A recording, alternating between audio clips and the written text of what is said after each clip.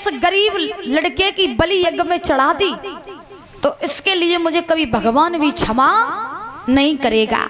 अगर आज ये बालक मर गया तो लोग ये कहेंगे कि हरिश्चंद्र ने अपने पुत्र के मोह में आकर के अपने दूसरे बालक की बलि यज्ञ में चढ़ा दी। अगर आज मेरा लड़का रोहितास बलि में चढ़ जाता तो जितना कष्ट मुझे और मेरी पत्नी तारा को होता, और आज ये बालक अगर यज्ञ में चढ़ गया तो उतना ही कष्ट इसके बाप और इसकी मैया को होगा।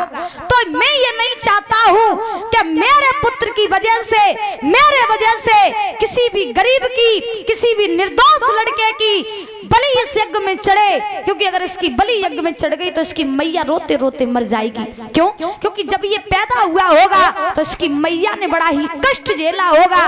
मैं नहीं चाहता कि मेरी वजह से किसी माँ की आत्मा को ठेस पहुंचे, इसलिए मैं चाहता हूँ आप मेरे बालक की बलि ले लो, आप मेरे प्राण ले लो, लेकिन मैं इस बालक की बलि यज्ञ में नहीं चढ़ाऊंगा। जब ये बात कही तो वरुण देव ने हरिश्चंद्र से कहा, देखो हरिश्चंद्र, अब अगर तुम इस बालक की बलि यज्ञ में चढ़ाना नहीं चाहते हो कोई बात नहीं, अब हम बलि न तो तुम्हारे पुत्र की लेंगे और न हम बलि अब इस बालक की लेंगे। अब तुम ऐसा करो कि इस बालक को पुनः घर भेज दो, और तुमने हमसे एक बार झूठ बोला, यही तो तुमने झूठ बोला था कि पुत्र हो जाए तुम बलि चढ़ा दोगे, तुमने हमसे झूठ बोल दिया। अब तुम हमें एक वचन दे दो, फिर उसके बाद हमें तुमसे कुछ नहीं चाहिए। हरिश्चंद्र बोले, कौन सा वचन?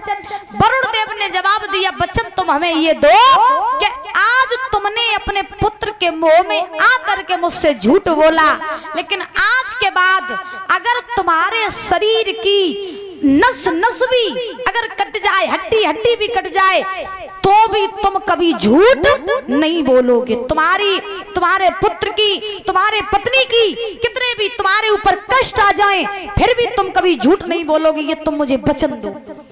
हरिश्चंद्र ने वरुण देव के पैर पकड़ करके जवाब दिया, महाराज जाइए, आज हम आपको ये वचन देते हैं कि अगर मेरे शरीर का एक एक अंग कट करके गिर जाए, फिर भी हम कभी भी झूठ नहीं बोलेंगे, कभी झूठ नहीं बोलेंगे, ये हम आपको वचन देते हैं।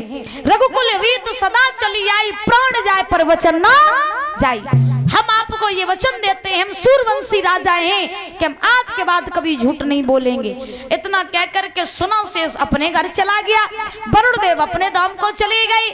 हरिश्चंद्र तारा और रोहित के साथ में अयोध्या में बड़े आनंद से अपना जीवन यापन करने लगे। अब देखो, हरिश्चंद्र अगर झूठ एक बार न बोलते तो कहूं हरिश्चंद्र इतने बड़े सत्यवादी राजा न बन पाते, क्योंकि कहा जाता है जब तक इंसान के ठोकर नहीं लगेगी तब तक मनुष्य संभलना सीख नहीं पाएगा।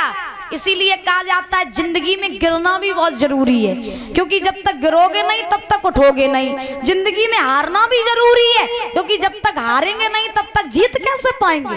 और ध्यान रखना, जिंदगी जीने का मजा तो तभी आता है जब गिर जाओ फिर उठ जाओ, हार जाओ फिर जीत जाओ। जिंदगी जीने में तो तभी आनंद आता है। बोलिए गोविंद भगवान की।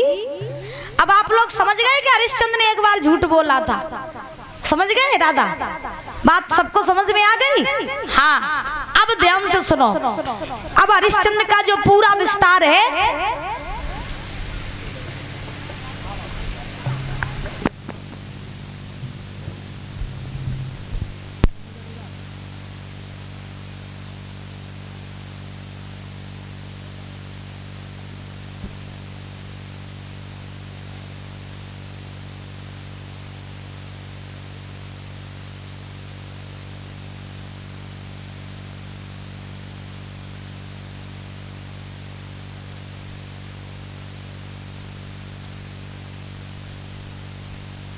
बोली गोविंद भगवान की, बोली राधा रानी सरकार